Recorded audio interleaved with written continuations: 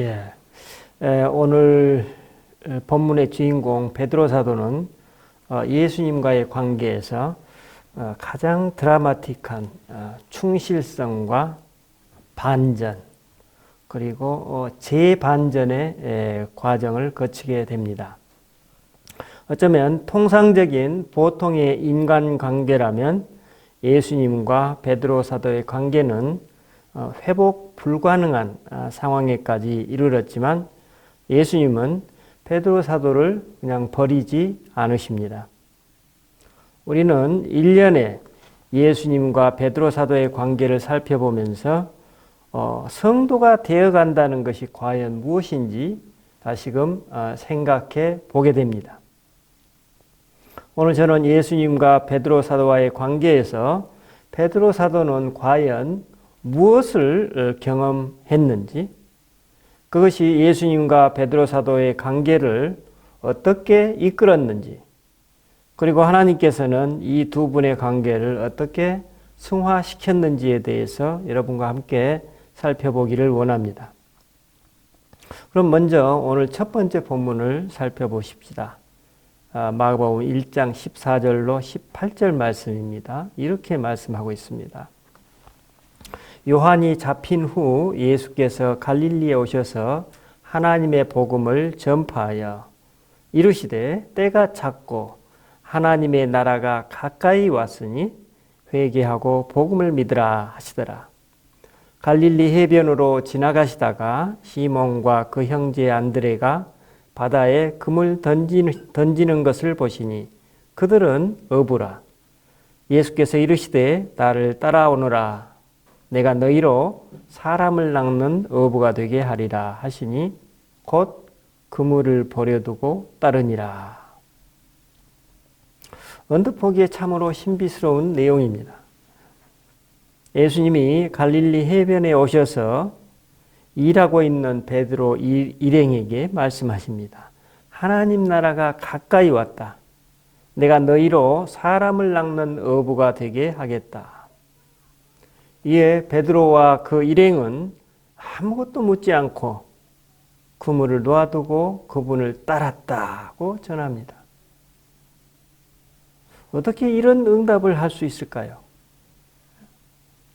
왜 이런 응답을 할 수 있었을까요? 그것은 아마 깊은 신뢰인 것 같습니다. 그 신뢰는 우리들이 생각하는 대로 경험에 기초한 것이라기보다는 뭔가 알 수 없는 존경심 혹은 기대감, 그리고 그분에게서 풍겨나는 어떤 말로 표현할 수 없는 이끌림, 즉 매력으로 볼 수 있을 것입니다. 아마 그들 자신도 그 이유를 알 수 없었을 것입니다. 그만큼 말이 필요 없는, 거부할 수 없는 이끌림이었습니다. 그들의 존재와 삶이 그분의 부르심에 응답했던 것입니다.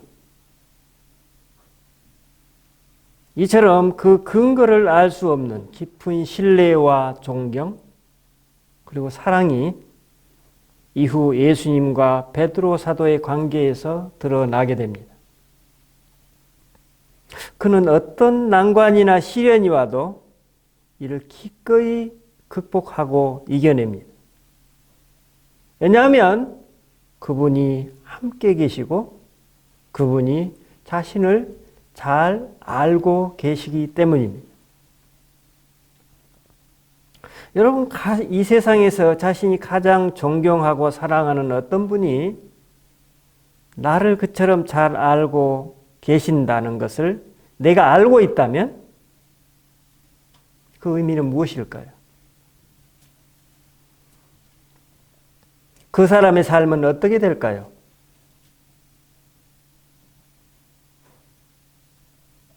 아마도 그는 이 세상에서 가장 행복한 사람이 아니겠습니까?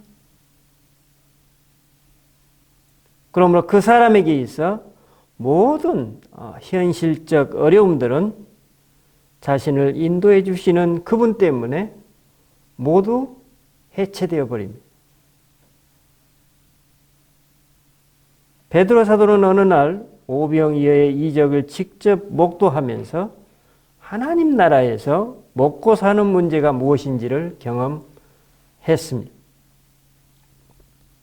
베드로 사도는 그 현장에서 굶주리는 백성들을 불쌍히 여기시는 예수님, 그리고 빵 5개와 물고기 2마리로 수많은 무리를 배불리 먹이시고 12광줄이나 남기신 말할 수 없는 하나님의 풍성한 그 역사를 경험했습니다. 그리고 이제 먹고 사는 문제를 넘어서 죽고 사는 문제도 예수님과의 관계 속에서 도전합니다. 그리고 그 결과가 어떻게 드러나는지 직접 확인하게 됩니다. 마태복음 14장에 보면 베드로 사도가 바다 위를 걷는 일화가 소개되고 있습니다. 오병이어의 이적을 행하신 직후 예수님은 제자들을 배에 태워 바다 건너편으로 보내십니다. 그러나 안타깝게도 제자들이 탄 배는 한밤중에 거친 풍랑에 표류하게 됩니다. 그런데 그때 불현듯 예수님이 물 위로 걸어오셨습니다. 여러분, 어떻게 이것을 상상할 수 있을까요? 그러므로 제자들은 유령으로 생각하고 공포에 사로잡혔습니다. 예수님이 나니 두려워하지 말라고 제자들을 안심시키십니다. 베드로는 이 순간을 포착합니다. 그래서 말합니다. 주님, 만일 주님이시거든 나를 명하사 물 위로 오라 하소서. 이에 예수님이 오라 이렇게 말씀하십니다. 그는 오라는 그 말씀에 따라서 겁도 없이 자신의 2발을 검푸른 물 위에 내딛습니다. 상상할 수 없는 일이죠. 그러나 그는 바람을 보고 무서워하면서 물속에 빠져들어갑니다. 그가 살려달라고 구원을 요청하자 예수님이 즉시 손을 내밀어서 구원해 주십니다. 그런 순간 모든 만물이 그분의 말씀에 따라서 움직이는 것을 보고 하나님의 아들 메시아를 가슴속에 받아들이게 됩니다.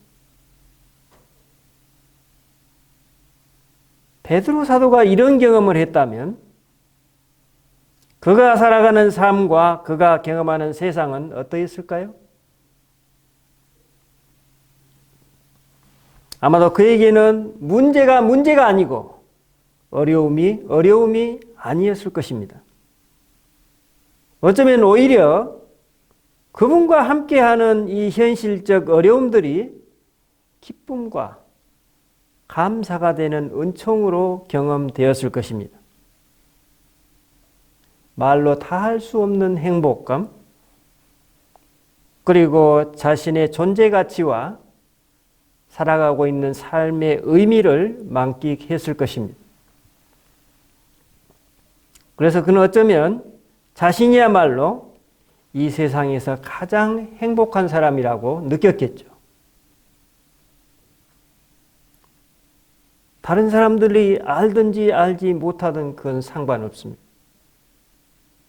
그는 그런 행복을 누렸습니다. 그는 어떤 사람들을 만나도 그들이 사랑스럽게 보였을 것입니다. 그가 보는 세상은 또한 참으로 아름답게 보였을 것입니다. 그래서 그는 예수님과 함께 가이사랴 필립보에 갔던 어느 날 그분으로부터 질문을 받습니다. 사람들이 인자를 누구라 하느냐? 제자들이 세간의 평을 말합니다. 사람들이 선생님을 하나님의 말씀을 대언하는 선지자 중에 한 명이라고 평하고 있습니다. 예수님이 다시 질문하십니다. 그러면 너희는 나를 누구라 하느냐? 이에 베드로 사도가 응답합니다. 주는 그리스도시요 살아계신 하나님의 아들이십니다. 그에게 있어 이 신앙 고백은 너무나도 당연한 것이었습니다. 그는 자신도 모르게 메시아의 현존을 누리고 있었기 때문에 그의 삶 또한 하나님 나라에 속해 있었습니다. 이런 삶이 베드로 자신의 과거를 잊게 만들었고 현재를 더 깊고 더 생생하게 경험케 만들어 주었습니다. 순간순간의 삶이 더 온전히 경험되어서 삶의 진수들을 손에 쥘 듯이 실제적으로 맛보고 느낄 수 있었습니다. 그래서 그분이 말씀하시는 하나님의 나라가 그 자신도 모르게 이미 현실 속으로 들어와 있음을 언뜻 받아들이면서 미래에 대한 모든 것들이 현재 속에 이미 들어와 있음을 알게 되었습니다. 그래서 예수님은 베드로 사도가 경험하고 있는 이런 경지를 다음과 같이 요약해 주셨습니다. 바요나 시몬아 내가 복이 있도다. 이를 내게 알게 한 이는 혈육이 아니요 하늘에 계신 내 아버지시니라. 또 내가 내게 이르노니 너는 베드로라. 내가 이 반석 위에 교회를 세우리니 음부의 권세가 이기지 못하리라. 내가 천국 열쇠를 내게 주리니 내가 땅에서 무엇이든지 매면 하늘에서도 매일 것이요 내가 땅에서 무엇이든지 풀면 하늘에서도 풀리리라. 이 땅에서 하나님 나라를 경험하고 있는 베드로 사도의 삶을 예수님께서 직접 설명해 주고 계심을 알 수 있습니다. 그런데 언제부터인가 그분이 뭔가 이상한 얘기, 엉뚱한 얘기를 하기 시작하셨습니다. 당신을 따르려거든 자기를 비우고 혹은 자기를 버리고 자기 십자가를 지라는 것입니다. 베드로 사도는 예수님의 그 말씀에 어쩌면 귀에 좀 거슬렸겠지만 뭔가 어떤 모종의 이유나 의도를 가지고 있으시겠지 라고 생각하면서 그냥 넘깁니다. 그런데 그분의 이 얘기는 또다시 반복됩니다. 그는 이제 그분이 이해할 수 없었습니다. 그래서 그는 예수님께 강력하게 항의합니다. 하지만 그분은 오히려 자신을 사탄이라고 부르시면서 물러가라고 경고하십니다. 그리고 그분에게서 앞뒤가 맞지 않는 허무맹랑한 얘기를 듣게 됩니다. 이렇게 얘기하시죠. 여기 서 있는 사람 중에 죽기 전에 인자가 왕권을 가지고 오는 것을 볼 자도 있느니라. 베드로 사도가 마음속으로 질문했을 것입니다. 인자가 죽임을 당한다는 얘기는 무엇이고 인자가 그 왕권을 가지고 다시 오겠다는 얘기는 무엇인가? 그럼 이해가 되시겠어요? 그런데 설상가상으로 제자들 일행은 그들을 둘러싼 이 환경이 심상치 않음을 직감하게 됩니다. 엊그제까지 희망과 기대와 꿈들이 점점 사그라들면서 오히려 어둠의 기운이 스며들기 시작합니다. 그처럼 자신만만하고 모든 것으로부터 자유롭게 보이던 그분이 아주 심각한 고민에 빠진 것 같은 느낌을 받습니다. 그리고 오늘 이 6월절 만찬에서 그분은 정말 이해할 수 없는 나약한 말씀을 하십니다. 그리고 물으시죠. 너희가 나를 버릴 것이다. 그러나 내가 살아난 후에 먼저 갈릴리로 가리라. 예수님의 이 말씀은 베드로 그가 지금껏 알아왔던 그 예수님, 그가 지금껏 기대해왔던 것과는 완전히 다른 분이었습니다. 그분은 지금 너무나 무기력하고 무책임하고 이해할 수 없는 패배주의에 빠진 한 인간이었습니다. 베드로는 분명 그분이 이해되지 않았고 그분께 대한 심각한 내적 균열을 경험하고 있었지만 오히려 자기 안에 그 균열을 감추기 위해서 정반대로 응답합니다. 이렇게 얘기하죠. 모든 사람이 다 그럴지라도, 배반할지라도 저는 그렇지 않겠습니다. 저의 목숨을 걸고 말씀드리지만 저는 아닙니다. 여러분, 강한 부정은 곧 강한 긍정을 내포하듯이 그는 그분의 경고를 부정합니다. 왜냐하면 지금까지 경험해온 그분은 그런 분이 아니었기 때문입니다.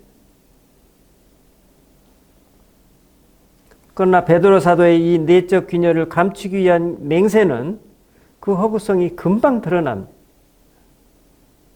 그것은 실상 신뢰와는 아무런 관계가 없었기 때문입니다. 그건 신뢰라기보다는 오히려 내적 균열을 감추기 위한 일종의 자기 기만이었고 하나의 위장술이었습니다. 그의 이 자기 기만의 위장술은 금방 자신을 드러내고 맙니다. 그는 대제사장 관제의 뜰에서 한 여종의 추궁에 그만 스스로 무너져 내려버립니다. 그는 저주하고 맹세하면서 그 자신과 그가 경험한 바를 부인해버립니다. 자기 자신에 대한 부인, 그리고 사랑하고 존경했던 스승께 대한 배신, 아마 순간 그는 어쩌면 자신이 스승을 배신했는지 아니면 스승이 자신을 배신했는지 혼동스러웠을 것입니다. 여러분, 과연 어떤 사람이 이런 고통을 겪는다면 그 고통을 누가 온전히 견뎌낼 수 있겠습니까? 과연 어떤 사람이 그런 아픔을 그냥 삼켜 넘겨버릴 수 있겠습니까? 어떤 사람이 그럴 수 있겠습니까? 그날 새벽에 닭이 두 번째 울 때 그의 내류에 닭이 두 번 울기 전에 네가 세 번 나를 부인하리라는 예수님의 그 말씀이 기억났습니다. 예수님의 그 말씀은 그로 하여금 통절한 눈물을 쏟아내게 만듭니다. 베드로 사도의 이 통곡은 스승 예수님께 대한 신뢰의 정도만큼 깊고도 아팠을 것입니다. 우리는 어쩌면 이런 질문을 할 수 있습니다. 어떻게 그처럼 분명했던 스승의 경고를 불과 몇 시간도 지나지 않아서 잊어버릴 수 있지?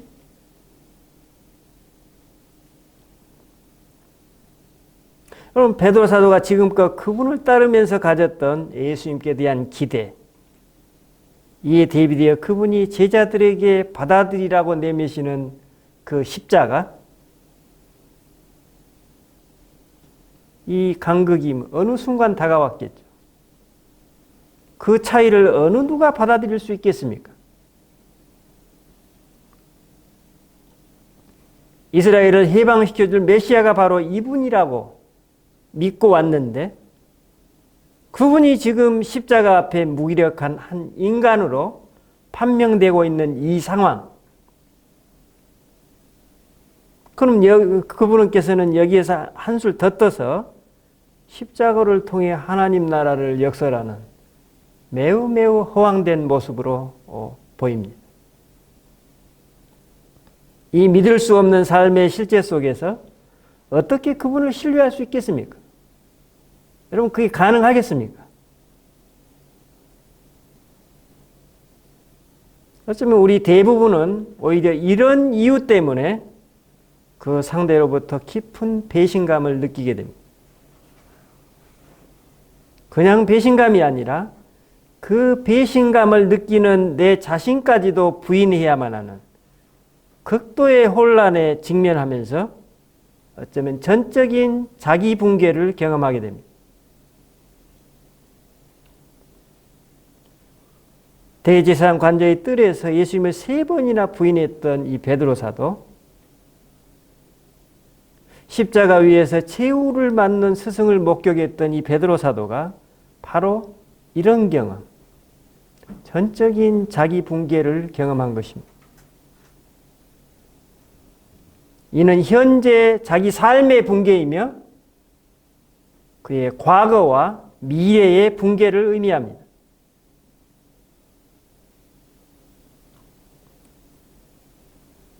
여러분, 우리가 어떻게 이와 같은 자기 붕괴 없이 내 자신을 비우고 포기할 수 있겠습니까? 우리가 어떻게 이와 같은 자기 붕괴 없이 그리스도를 알 수 있을까요? 우리가 어떻게 이와 같은 자기 붕괴 없이 진정한 사랑이 무엇인지 알 수 있을까요? 우리가 어떻게 이와 같은 자기 붕괴 없이 그리스도의 사랑을 온전히 받아들일 수 있을까요?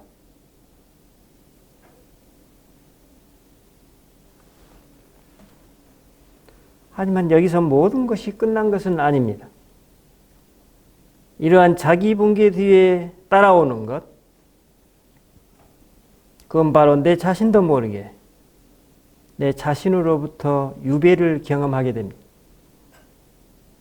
내가 내 자신으로부터 버림받았으니 극도의 자기 허무에 빠지게 됩니다. 그래서 베드로 사도는 부활하신 예수님을 2번이나 만났으면서도 생기 있는 반응을 하지 못합니다. 극도의 자기 무능입니다. 그에게 있어 자기 자신과 예수님의 부활이 아무런 관계가 없는 것입니다. 2번이나 만났습니다. 그래서 그는 고향으로 내려가서 다시 버렸던 그물을 잡습니다. 다른 대상이 아닌 자기 자신으로부터 유배된 그에게 과연 어떤 일이 일어날까요? 그는 그가 처음 예수님으로부터 부름받기 이전에 무력감 속으로 빠져들어갑니다. 밤을 지새우는 그 그물질에도 불구하고 허기진 몸과 빈 그물 뿐입니다.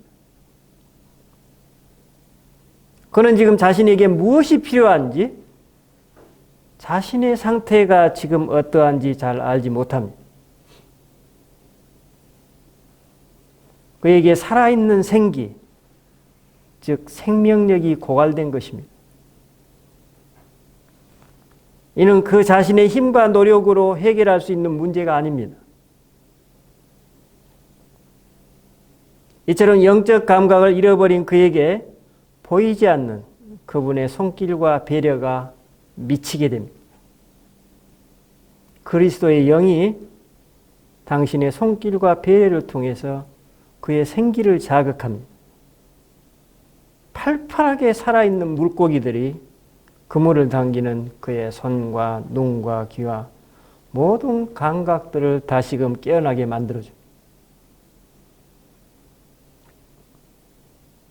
그런 순간 자신도 모르게 살아있는 실제 속에 있는 자신을 발견합니다. 이것이 살아있는 거구나. 선생님이시다 라는 요한의 외침에 그는 순간 온전한 생명으로 응답하게 됩니다. 그의 몸과 마음이 아무런 주저함 없이, 아무런 꺼리낌 없이 그분을 향해 달려갑니다. 그의 모든 감각이 다시 살아난 것입니다. 그의 생명이 회복된 것입니다. 여러분, 우리는 베드로 사도처럼 어쩌면 사랑이 무엇인지도 모르면서 사랑을 갈망하는 사람들입니다.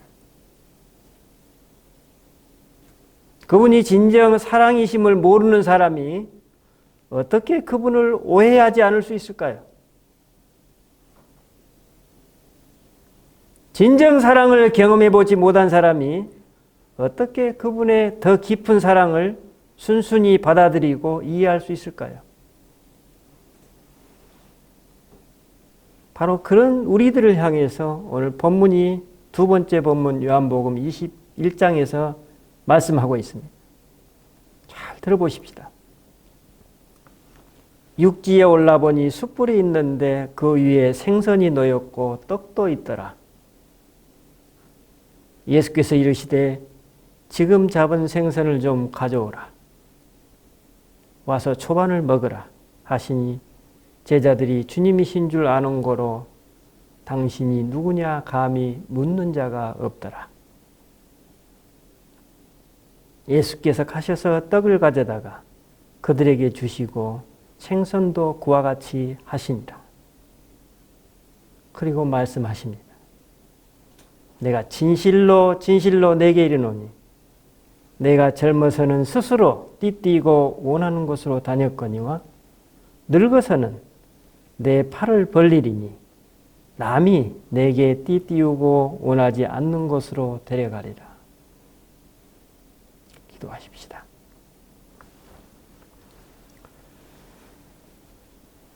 주님, 우리는 당신의 그 다함 없는 사랑을 알기까지 우리와 당신 사이의 간극이 너무나 크다는 것을 깨닫습니다.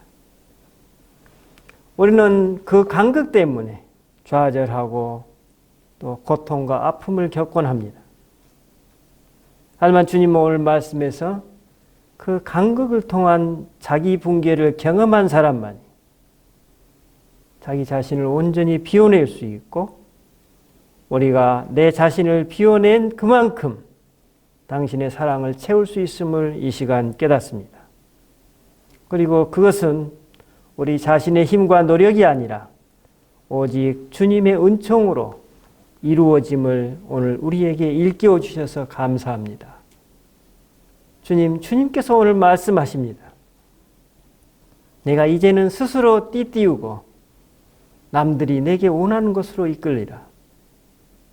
주님, 이 길이야말로 당신께서 원하시는 영적 자유의 길이고 인생에서 가장 행복하고 가장 아름다운 삶의 여정임을 오늘 이 시간 우리에게 다시금 일깨워 주셨사오니 우리가 그러한 삶의 의미와 가치들을 온전히 받아들이고 경험하는 은총을 누리게 하옵소서. 감사드리고 우리 주 예수 그리스도 이름으로 기도드립니다. 아멘. 찬송가 299장입니다.